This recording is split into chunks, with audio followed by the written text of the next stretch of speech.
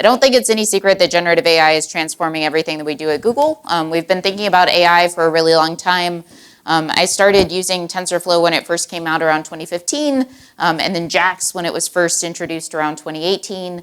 And the world has changed dramatically since then. AlphaStar, AlphaGo, AlphaFold, all of these things released from our GDM team, as well as Palm and our latest family of models, which is called Gemini. And our most recent Gemini model releases are Gemini 2.5 Pro and 2.5 Flash, which are available for you to use today for free within AI Studio, and also to generate API keys that you can use for free. So it's natively multimodal, which shouldn't be any surprise to anyone. It can understand videos, images, audio, text, code, all of the above all at once. But even more remarkably, the Gemini models can output multiple modalities. And that means that they can output text and code, kind of the usual suspects, but also audio, including steerable audio, as well as images, and it even has the ability to edit images, all using the same model. So not like a diffusion model stacked on top, not kind of like some, incorporating OCR tools, but the model is natively able to do all of this work itself. And so that's interesting for a number of reasons, right? It's interesting because you can do things like give Gemini an image of a car and say that you would like for the car to be converted into a convertible, and it's able to do that just through kind of like this natural language guidance. You can test it out today, and we'll have a demo of it live in real time in just a short while. We've also been putting Gemini on things like robots. So these are all videos taken from our Mountain View campus showing how you can use the video and audio input feeds for the models in order to generate code that can control robots behind the scenes. It's pretty magical when you kind of couple these reasoning tasks and things like object detection and bounding box creation with robotics. In addition to using the Gemini models, which are kind of available as server-side calls, we're also investigating and investing a lot of time in fine-tuning our Gemma open model family in order to do really well for these more robotics-style tasks. So just, again, show of hands, how many folks have heard of Gemma? Cool. Amazing. So in addition to this, we have a model called AlphaFold, which is quite good at protein folding. John Jumper and Demis Hassabis just recently won the Nobel Prize in Chemistry for AlphaFold, as well as AlphaCode for competitive programming, GraphCast for weather prediction, plasma control models, and more. So we're really applying Gemini to pretty much everything that we do at Google, everything from Waymo to using Gemini for help with chip design, so we can design better chips to both train and run Gemini models, as well as things like our quantum processing units, and a couple of other projects around Google, including our integrations with Gmail, workspace products like Docs and Sheets, and more. So Gemini being used heavily throughout Google and also with many kind of startups and early stage companies. Pro is our largest version of Gemini, so it's the one that's most generally capable. It's a little bit slower, but it's also the one that I use most commonly if I'm trying to build something within VS Code or within Cursor. Flash and Flashlight, which are very, very performance optimized. They're a little bit smaller, so they're much more cost effective, but they're also capable of understanding all of those modalities that I had mentioned before. For Flashlight in particular, you can use it for analyzing videos, like you could record everything that you do on your laptop 365 days out of the year, 24 hours a day, and it ends up being less than the price of a cup of Starbucks coffee. So 7.5 cents per million input tokens, which means that you can really do a lot of work with the models. And then Gemini Nano, which is small enough to fit on mobile devices. So we have a 1 billion to 2 billion parameter size model embedded within Pixels and also embedded within the Chrome browser, which means that you can do things like translation, summarization, et cetera, all locally on device, as opposed to sending data over the wire in order to do that work. We have a pretty long context window, which means that you can give the model a lot of information right at inference time. So all of the emails that you've sent in the last year, text messages, multiple code bases simultaneously, the entire first season of Severance, like whatever you would like, and all sorts of songs as well. And the models have been doing pretty well on leaderboards too. So I'm not going to get a ton into benchmarks. I think it would be much more interesting to just kind of showcase some of the things that you can do with Gemini and AI Studio, and to also walk through some of the things that we've recently introduced. So this is AI Studio. You can access it by going to ai.dev. It's the place where all of our models get released as quickly as we're able to produce them. You can kind of select different models here off to the right, so you can see the latest two Gemini 2.5 models, our 2.0 family, as well as Gemma and some of our preview models. And you can even do things like generate API keys directly from this interface. So you don't have to worry about kind of navigating the Cloud Console. You can just create an API key only using your Gmail account, and use it for free, or you can set up billing if you would like, which is pretty nifty if you're just trying to create something to use an API key within Cursor or within VS Code with one of the open source extensions. So I am going to go back, and here you can kind of click this plus sign. You can see a lot of different data formats that you can incorporate. So you can connect to Drive, you can upload files, you can record audio or camera footage, or add a link to a YouTube video, or you can just choose sample media. And so if I click this sample media, pull in a video, I like dinosaurs, you can say something like, please generate a table with timestamps for all of the dinosaurs that you see in this video. Also include a fun fact about each dinosaur. I'm going to toggle to the flash preview. You can see here off to the right there's something called a thinking mode and a thinking budget. So I'm going to hit run. But you can see the number of tokens for the video is around 89,000.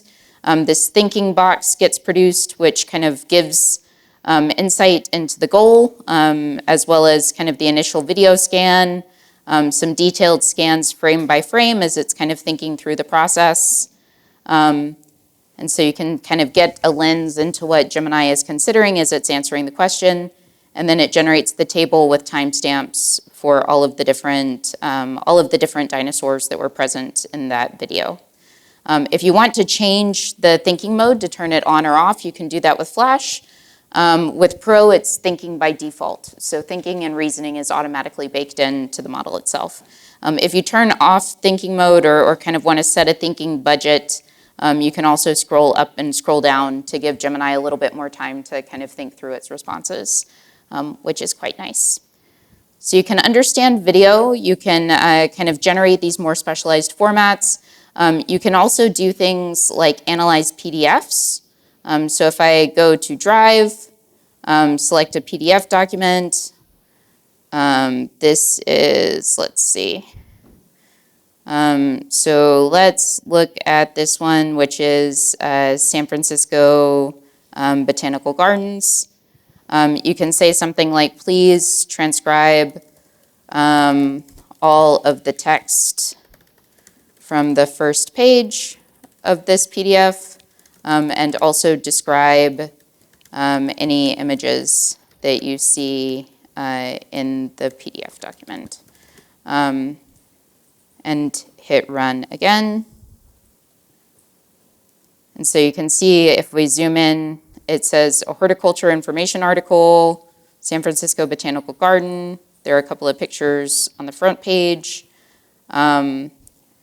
And it's able to transcribe accurately PDFs just by kind of giving Gemini the data inputs. If you want to be able to replicate whatever you just did in the AI Studio interface, if you click this little Get Code button, it gives you the copy and pastable code that you would need to incorporate into Colab. There's even a one-button click open in Colab button. And you can kind of see even how it handles the content streams and file handling. So for PDFs, you don't have to do anything special. If you've previously been using something like Doc AI or the APIs for document understanding, this is an alternative, which is a lot more lightweight. So it's just one API call, but also significantly less expensive. So if we kind of hover over this, you can see it's 15 cents per million tokens of input. 3,000 tokens is significantly less than a million. So you can kind of do the math yourself for how many fractions of a penny that it would cost to analyze this PDF.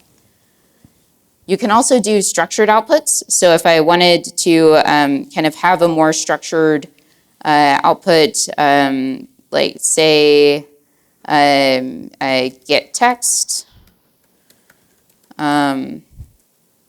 get page numbers, get image descriptions, etc. You can add these structured output properties and then coerce Gemini's responses to use the structured outputs. So let's rerun this again. I'm going to delete some of the options, then run again. And what we should get is a JSON blob, bless you, with some of the responses themselves. So image descriptions, the entrance to the San Francisco Botanical Garden, old trees tower over the fountain and lawn, entrance to the Australian garden, etc. And you can see kind of like the descriptions there. It's able to recognize that these are the descriptions of each of the images. And it's also able to get the page numbers for the PDF document as well. This works not just, by the way, with PDF documents that have embedded images. You can also just give it images itself. So if I pull in this image of the Leaning Tower of Pisa, I add in the structured outputs and say something like get city name, make it mandatory, get place name, and then get country name, and click save. You can also run and kind of get the nice structured output even from things like images or video files. So if you had previously been using something like Spacey for NLP analysis, that this is something that is a little bit more flexible, that you can kind of couple large language models for. I also feel like I've been talking for quite a while, so if anybody has questions as we're rollicking along, feel free to raise your hand and ask them. Yep, sorry. Yeah, so do you have any comments on the temperature setting of Google models? Yeah. So the temperature of Google models tends to be like set to 1, whereas Yep. like if you come from OpenAI or Anthropic, you tend to set like lower values when you're doing Yep. information extraction. Yep. So any best practices or conversion factors in your head as to how you map that out? Excellent. So wonderful question. The thinking budget for the Gemini models, let me pull up, yep, this is our AI for developers documentation. There should be a section on thinking and kind of like the temperature settings rather. Temperature, there we go. And so like a temperature of 0 is deterministic, which means that the highest probability response is always selected. So we do give a little bit of basic guidance around which temperatures you can select. I would say that if you find that the model is getting a little bit too creative in its responses, like try reducing the temperature down closer to 0. And if you want to have more consistency with responses, setting the temperature a bit lower is a good best practice. But as an example, often, so we're going to show another example. This is with the image generation. I'm going to do sample media again, and then select the image generation model, which is also capable of editing. Say something like, please change the color of this flamingo, if I could type, from to blue, and then hit run. Sometimes when I set the temperature to 1, it doesn't do the best job. So you can see it's able to persist some of these artifacts. Like it has the kind of water droplet dangling from the flamingo's beak, and that's persisted here. But it's a little bit bad of a feather dye job. Like there's still a little bit of pink towards the end of the tail, and if you reduce the temperature, sometimes that helps with the model kind of following directions. And as I say this, it probably won't. Yep. So you can see there's quite a bit more blue on the flamingo for this one than there was for the previous iteration. Yeah. Other question? I think you were next. Yep, you. Yeah. Oh, sorry. Yeah, thank you. So I saw that when you had the video uploaded, it had a token count. Yep. But there's no kind of indication about how much quota of like images that it's might be for each of the frames. So is it just doing the audio there? Yep. And So then another question separately was, I saw that is there any future support maybe for nested schemas for the structured output? So two questions. Yep. So excellent questions on both counts. The video is capable of understanding both audio as well as the frames. Gemini samples at 1 frame per second. So if you have kind of more than 1 frame per second expectations, I would recommend slowing down the video. So it's just 1 frame per second of things that you might be interested in. But the audio tracks are incorporated. I'll show a demo in just a second. And then the structured output follows any open API schema. So you can, if you want to do nested outputs, as long as it is the open API schema that you've preferred, then that should be fine.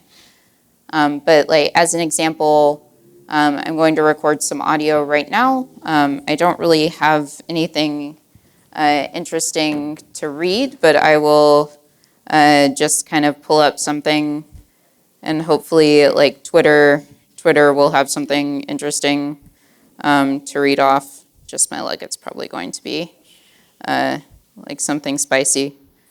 Let's see.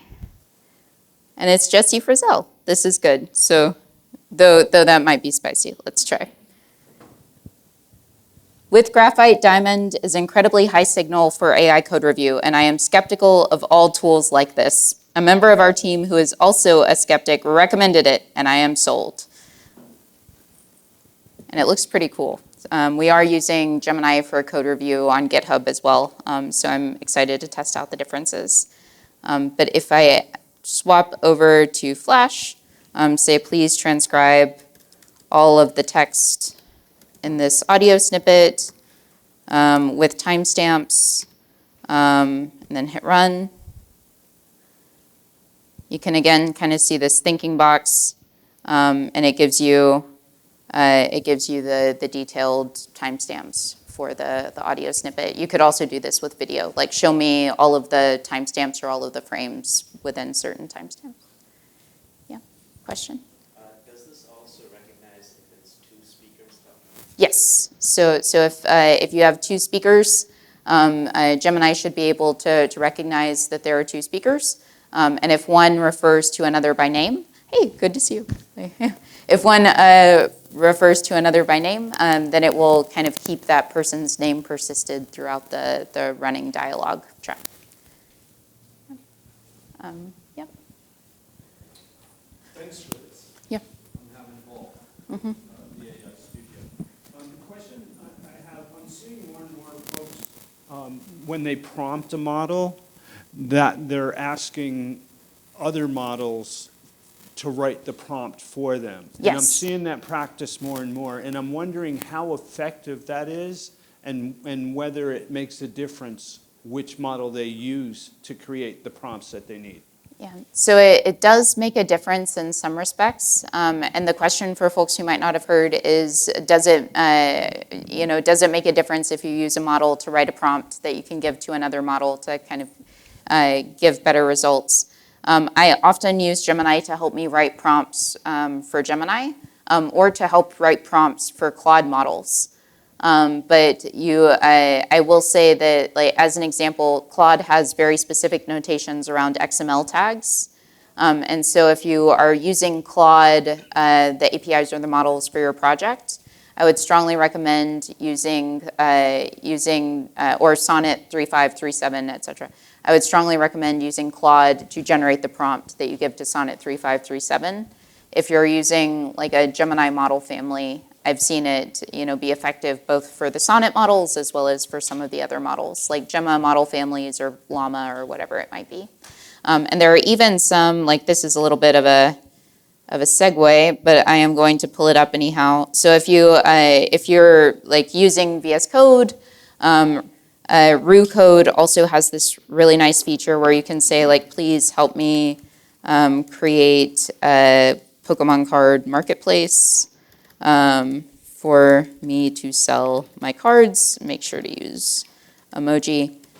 If you click this little sparkle, it will kind of auto improve your prompt based on whatever model you've configured to do the improving. Sometimes it takes a little while to make the call, but it gives you a little bit more of a detailed prompt. Yeah. And if you don't want to, yep, and there, so you can see the detailed concept for Pokemarket Online. And then if I click run, you can see the API request go through. So it's Yeah. kind of like thinking, right? It's thinking to create the prompt first and then more planning. So the Gemini reasoning models do go through kind of like, I'm going to build a detailed plan before giving the output. So if you're using one of the reasoning models, it's effectively doing the prompt improvement for you before giving you the final output. Yeah. Yep. Cool.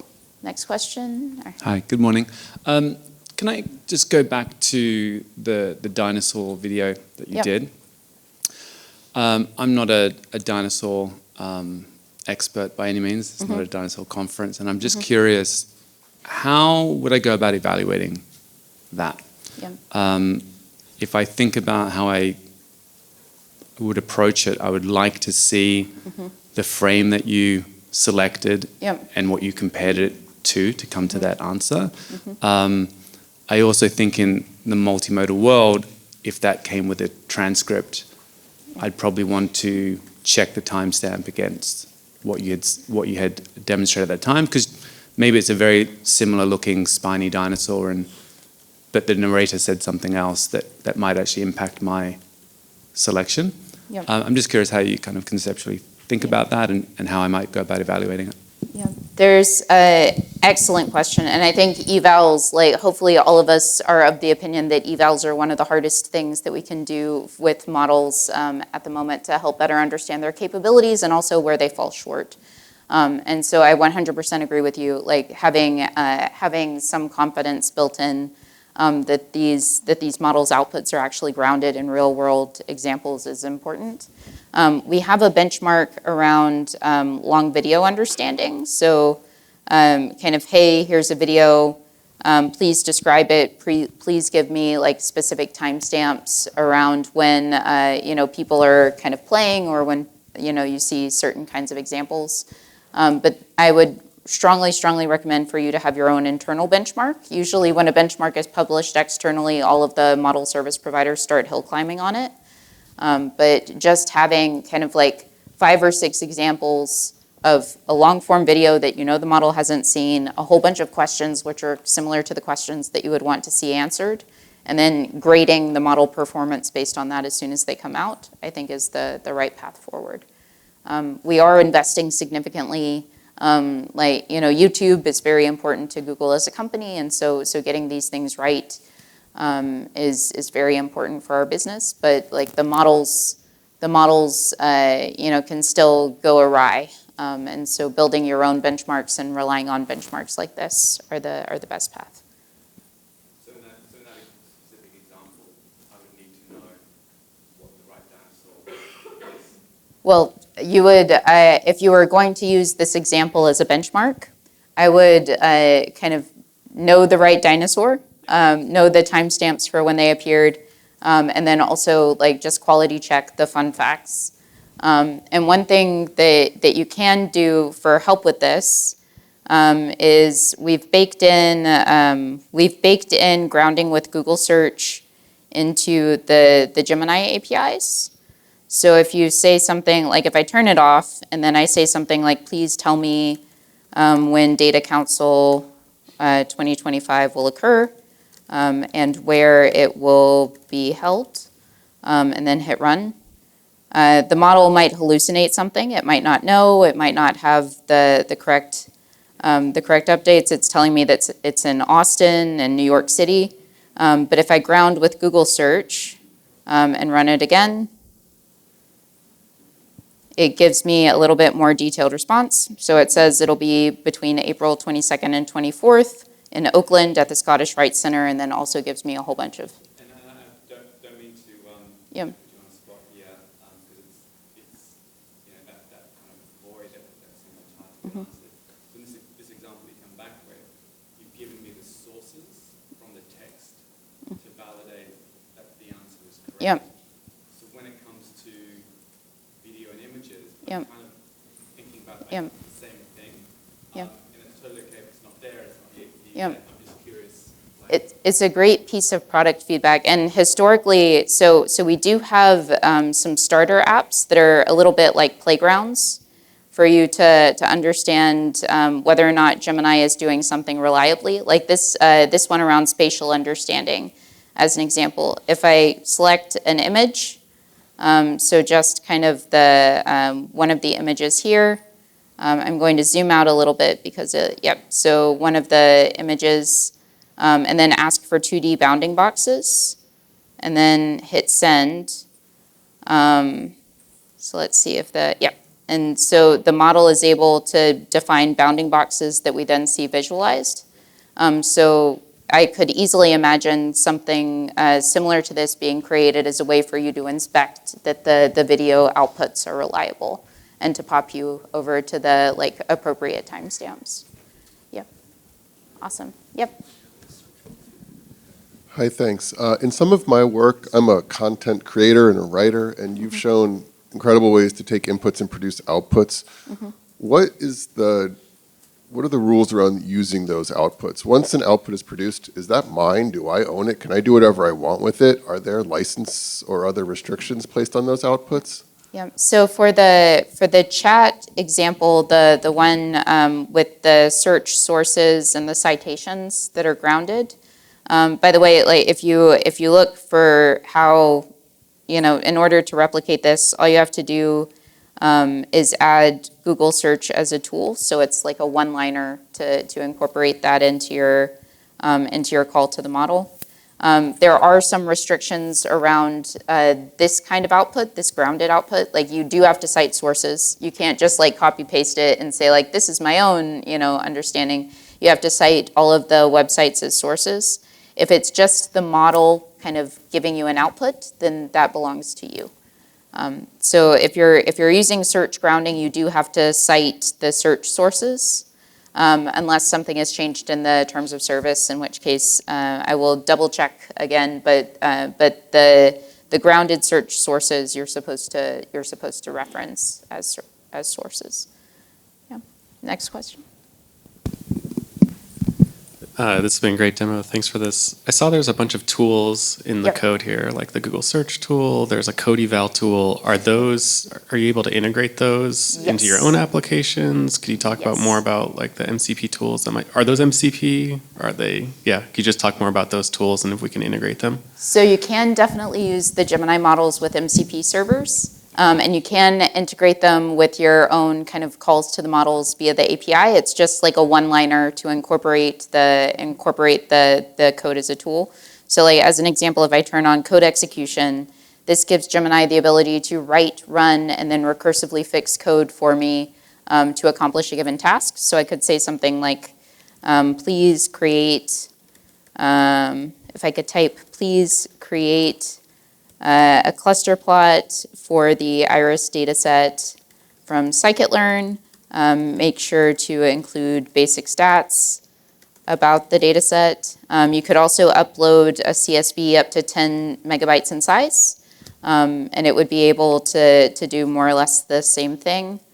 But the model builds a plan, it creates some code, it runs the code, so this executable code snippet gets kind of run behind the scenes in a sandboxed way in an environment with Python and a whole bunch of supplemental data science libraries installed. You can also see the code to produce the plot, and that all just kind of gets done behind the scenes. You can also define your own favorite tools. So if you want to use something again, just kind of pulling up one of my favorite extensions, which is Klein. They have a marketplace for a marketplace for MCP servers. So if you just wanted to kind of look through all of the MCP servers that are available, you can see like WhatsApp or Ableton or whatever it might be, Blender, and you can start testing out with things. So this is using Gemini 2.5 Pro, but I could say like, please use Spotify to find the title or the instrumental track for the opening airplane scene in Hackers. I'm not sure if it knows this, so like we'll find out. And open that track in a browser. Let's see.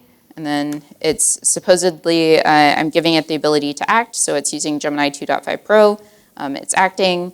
It's looking for, it's searching for tracks for like the Hackers opening scene. I don't know if it'll be able to find it. Oh, it found Orbital by Halcyon On and On, which is correct. It is an excellent song if people have not, people have not heard it. And then approve.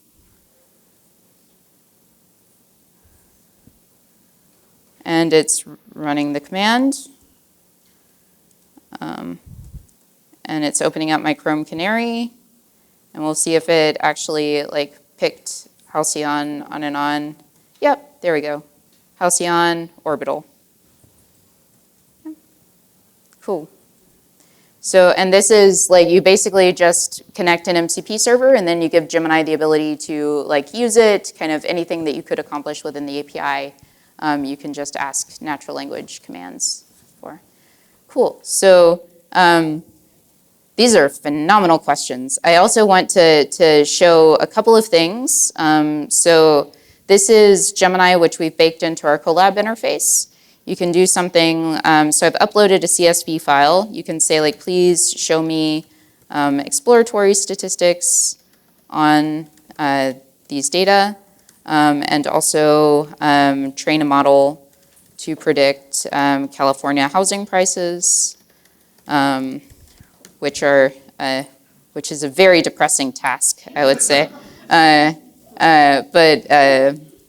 But we will prevail. It generates kind of like a plan for thinking, asks you to execute the plan. And then what Colab does is also, nobody judge me by the number of untitled notebooks I have. It will kind of create cells, run them, and kind of execute on the plan that's been defined around like data cleaning and feature engineering and all of this good stuff. This is taking a little while. I think it's because the Wi-Fi, oh, there we go. So it has the task, it loads the data set, so you can see the reasoning step and then the data set getting loaded. It starts doing basic exploratory stats. You can also kind of add keys here off to the left if you want to incorporate Gemini into your Colab analysis. So like maybe you want to go through and you want to kind of improve some of the data or verify it. So you can see kind of like some of the exploratory stats as well as some of the basic plots that you might want to look at if you were doing feature engineering. And it just keeps plugging and chugging away while you go and get a coffee or something to do the data analysis and the understanding. We've also like while we let Gemini kind of cook and like accomplish all of these things, I'm going to also, in the interest of time, zoom over to Go Emotions, which is a data set from Reddit. So like everybody just buckle in, like these are all Reddit comments. But you can do something called like equals AI, which is Gemini baked into the spreadsheet, and say, please classify this comment as positive, negative, or neutral, and give rationale for why you made that classification. And then say like A29. So is this feature native now, or do we have to Workspace Labs. So if you sign up for Workspace Labs, you should have access to the AI features within Google Sheets. Yeah, but it's able to kind of do work for you, to generate more data. You can also do summaries. So you could say something like, please summarize all of the feedback. And then like A31 through A40. And you can also ask for like clustering it into categories if you would prefer. And then Gemini is still plugging and chugging away. So it's generated some box plots. It's doing some feature engineering, so it's reduced the number of features in scope. It hit an error, which is my favorite part, because when it hits an error, it rewrites itself to fix the error. So you can see like the error message indicates that at least I'll try to resolve this by removing the stratification, and then it worked. And then it can also like start creating a model to do the predictions. Yep. Real quick, how robust is Gemini's access to API docs, or if there's a very niche dependency library that you want to use here? Yeah. What's its kind of ability to? So if you @mention, like this is one of the cool things about having such a long context window. If you @mention, you can add specific files or folders. So you could just say like, hey, here's all of the documentation for my niche library. Now you're an expert in it. Write me code that does the thing. You can also add, like you can download the repo from GitHub and say like, hey, here's the repo that I care about, and I'll make sure that all of your code aligns with this. Yeah. Excellent. Yes, question? A lot of what you're showing is new to me. I'm wondering how new it is in the world. How recent has it been since these tools have been generally available? Cool. So, man, it is very overwhelming how fast the models are coming out. Like I started working on like Palm 2 and Gemini and the Gemma models, I want to say a couple of years ago, though it's all kind of blurred together. The Colab data science agent feature, I believe we released publicly just a couple of months ago. The AI feature was last month. Gemini 2.5 Pro and 2.5 Flash have been within the last 4 weeks. And we're trying to get new models released every couple of weeks, sometimes even faster. Our Gemma 3 model release was, I also believe, last month. And then the quantized checkpoints for Gemma, which hopefully we'll cover in the next section, they're also like released last week and a half. But the exponential increase in like the things that the models are capable of is pretty powerful and relatively new.